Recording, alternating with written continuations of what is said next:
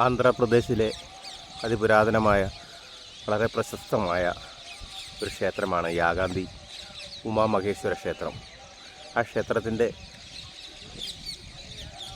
പരിസരമാണ് നമ്മൾ കാണുന്നത്. നമുക്ക് ക്ഷേത്രത്തിലേക്ക് പയ്യെ നീങ്ങാം. ഒരു വലിയ ആൾതാമസങ്ങളൊന്നും ഇല്ലാത്ത ഒരു സ്ഥലത്താണ് ഈ ക്ഷേത്രം സ്ഥിതി ചെയ്യുന്നത്. ആകെയുള്ളത് 2-3 ഹോട്ടലുകളാണ്. സഞ്ചാരികളും വിശ്വാസികളും ഈ ക്ഷേത്രത്തിലേക്ക് എത്തുന്നതേ ഉള്ളൂ. അത് രാവിലെ 7 മണി ആകുന്നതേ ഉള്ളൂ. ആ കുന്നും മലകളിലൊക്കെ കല്ലുകളാണ് പൊങ്ങിയിരിക്കുന്നത്. ഓരോരോ കല്ലുകളിങ്ങനെ പൊങ്ങിയിരിക്കുകയാണ്. അത് ആ പച്ചയ്ക്ക് ഇടയിലൂടെ, ആ കുറ്റിച്ചെടികൾക്കിടയിലൂടെ ആ പൊങ്ങിയിരിക്കുന്ന കല്ലുകൾ കാണാൻ തന്നെ ഒരു മനോഹാരിതയുണ്ട്. നല്ലൊരു പ്രകൃതി ദൃശ്യമാണ് നമുക്ക് ആ ക്ഷേത്രത്തിൻ്റെ തൊട്ട് താഴെ നിന്ന് കാണുമ്പോൾ തന്നെ.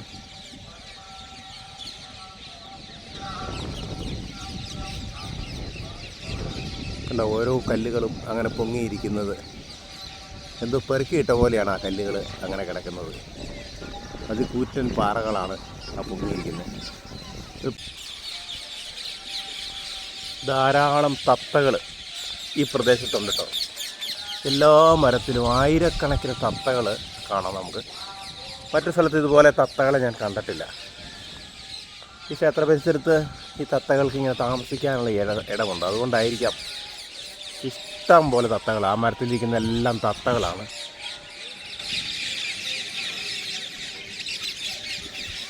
ഈ ക്ഷേത്രത്തിൻ്റെ ചുറ്റുമുള്ള എല്ലാ മരത്തിലും ഇതുപോലെ ആ പറന്ന് കിടക്കുന്ന എല്ലാം തത്തകളാണ്.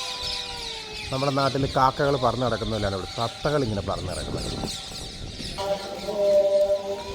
ഈ ക്ഷേത്രത്തിലോ ഈ ക്ഷേത്ര പരിസരത്തോ കാക്കകളില്ല. അതിന് ചരിത്രമുണ്ട്. അത് ഞാൻ പിന്നീട് പറഞ്ഞു തരാം.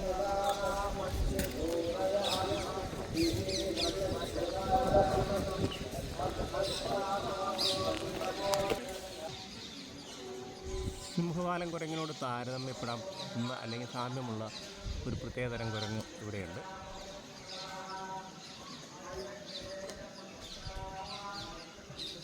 അതുപോലെ സാധാ കുരങ്ങുണ്ട് കേട്ടോ. നമ്മുടെ നാട്ടിലുള്ള കുരങ്ങുണ്ട്, നാടൻ കുരങ്ങ്. മുഖമൊക്കെ വല്ലാതെ ചീരിണ്ടിരിക്കുന്നു. അതുപോലെ താടിയുണ്ട്. വെളുത്ത രോമങ്ങളാണ് ഇതിനുള്ളത്. നിറച്ച് രോമങ്ങളുണ്ട്.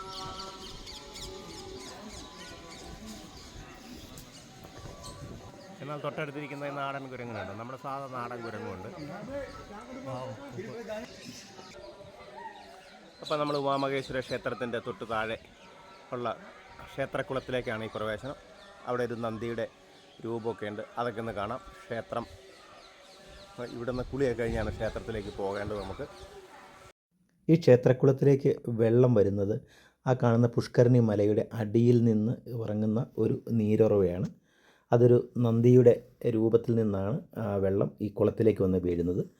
അതുകൊണ്ട് വരുന്ന വെള്ളം ഈ കുളത്തിൽ നിന്ന് പുറത്തേക്കും പോകുന്നുണ്ട്. ശുദ്ധജലമാണ്. നല്ല പളുങ്ക് പോലത്തെ വെള്ളം. ഒരു നാലമ്പലം പോലെ ചുറ്റമ്പലം പോലെയൊക്കെ തോന്നിക്കുന്ന രീതിയിൽ കുളത്തിന് ചുറ്റും കൊത്തുപണികളുള്ള കൽത്തൂണുകളും നല്ല കൽപ്പടവുകളുമാണ്. അപ്പോൾ ഇനി നമുക്ക് ക്ഷേത്രത്തിലേക്ക് കടക്കാം.